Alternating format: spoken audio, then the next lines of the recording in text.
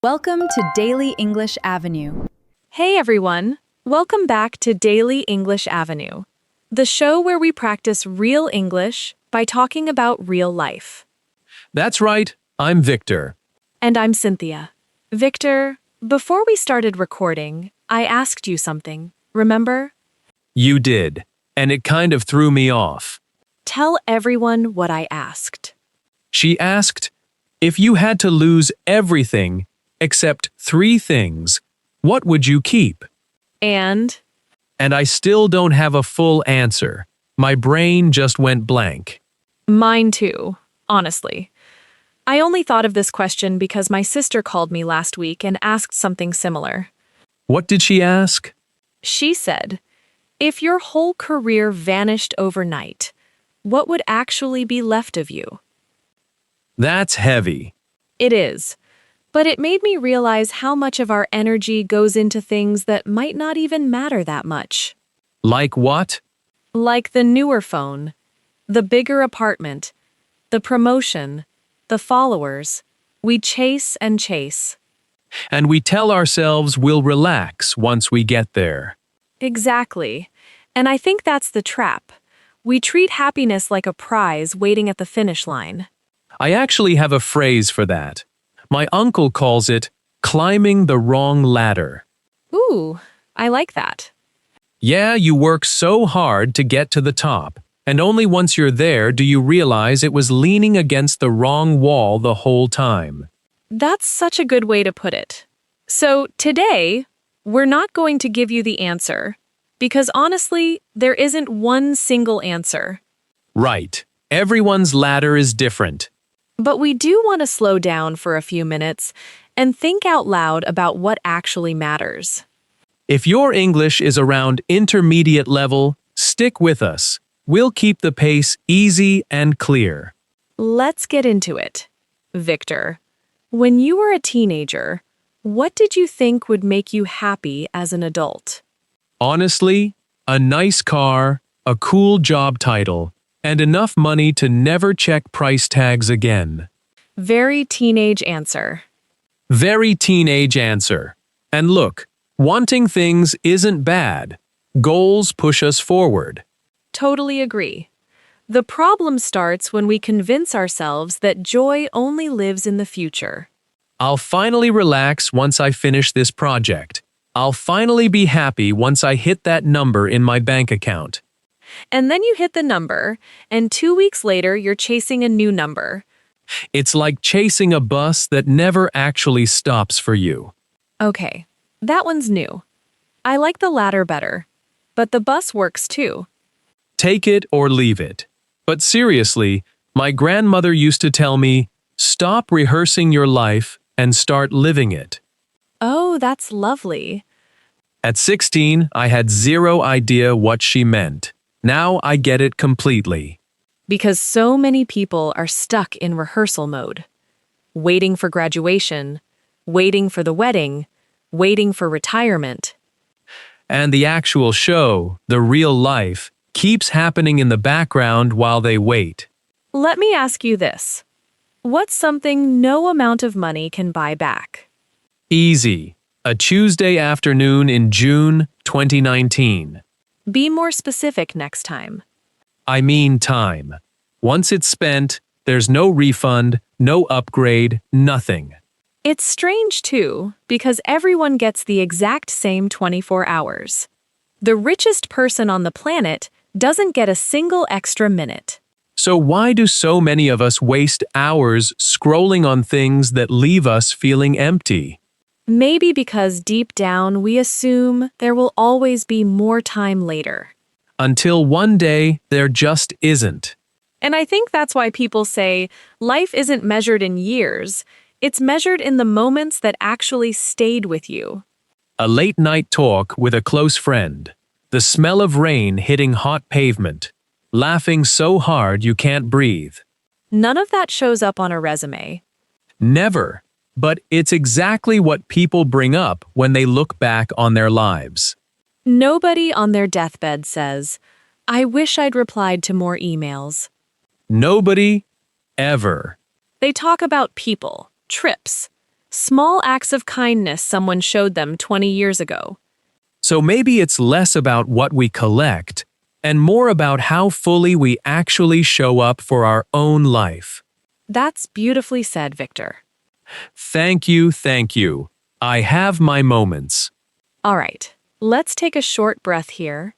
And when we come back, we'll talk about why the best things in life are usually the ones we notice too late. Stick around. We're back. So, Victor, before the break, we were talking about chasing things that don't really fill us up. Right, and it made me think about my own favorite memories. None of them cost much. Go on. A road trip with 3 friends where the car broke down and we just laughed about it for hours. See, that's the thing. In the moment, it doesn't feel like a core memory. It just feels like a normal Tuesday. Exactly, and it's only years later, looking back, that you realize how much that ordinary day actually meant. Have you ever scrolled through old photos and suddenly felt this wave of emotion out of nowhere? All the time. You look at a random dinner photo and think, I had no idea that night would matter so much someday. That's why I think gratitude matters so much. Not because everything is perfect, but because today could be one of those days you'll miss later. There's actually research on this. People near the end of their lives rarely say they worked too little. What do they say instead? They wish they had spent more time with people they loved and less time worrying about things that didn't matter. That tracks. Because achievements feel good, but they feel so much better when there's someone to celebrate with you. Imagine hitting every goal on your list and having nobody to call about it. That would feel pretty hollow. It would. I think what we actually crave is connection, being known, being understood. And none of that comes from a store. Trust, loyalty, real friendship, that stuff is built slowly. Through small, boring moments too, a check-in text, someone remembering a tiny detail about your day. It's wild. We assume big lives are built from huge, dramatic moments. But really, they're stacked from hundreds of tiny, forgettable ones. Victor, if a stranger asked you to define a rich life in one sentence, what would you say? I'd say, it's not about the size of what you own, it's about how present you are for what you already have. Can you enjoy your coffee without checking your phone? Can you actually laugh with your family at dinner? If yes, you're probably richer than you think. I love that. Coming up, we'll leave you with one single question that can reshape how you approach each day. Stay with us. All right, we're closing this one out. Victor, we've covered time, connection, gratitude. But there's one more piece. What's that? Who you're turning into while you chase all this stuff. Ooh, go on. Picture 2 people reaching the exact same goal. One becomes generous and grounded. The other becomes bitter and impatient. Same destination, totally different people. Right. So success barely matters if it costs you your patience, your health, or your relationships. There's a question I heard once that stuck with me. Instead of asking, what do I want to own? Ask, who do I want to become? That completely changes your daily choices.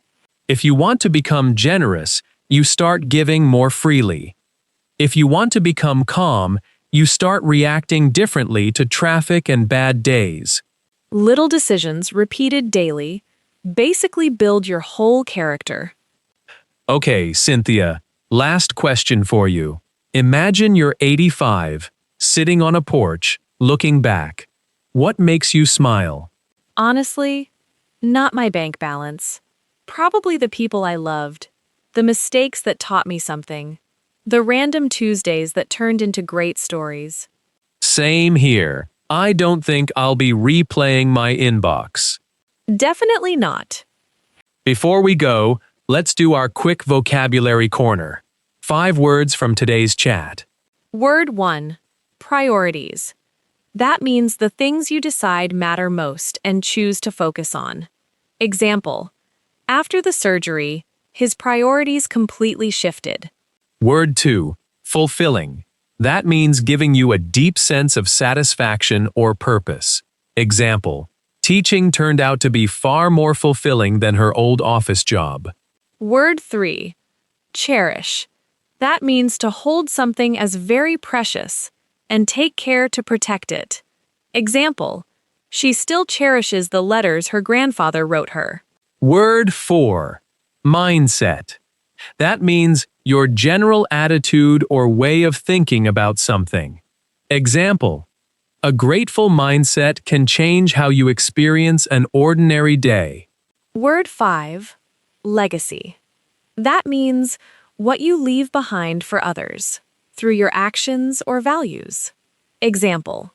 His patience with strangers became his quiet legacy. Great words for your notebook today. Thank you so much for spending this time with us on Daily English Avenue.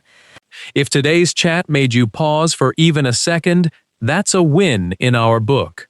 Life moves fast, but it's worth asking yourself sometimes, am I actually present for my own life? Whatever your answer is, remember it's never too late to shift direction. If you enjoyed this episode, follow the show, leave a quick review, and send it to someone who needs a thoughtful conversation today. We genuinely love to know what matters most to you. Drop it in the comments. I'm Cynthia. And I'm Victor. This has been Daily English Avenue. See you on the next one.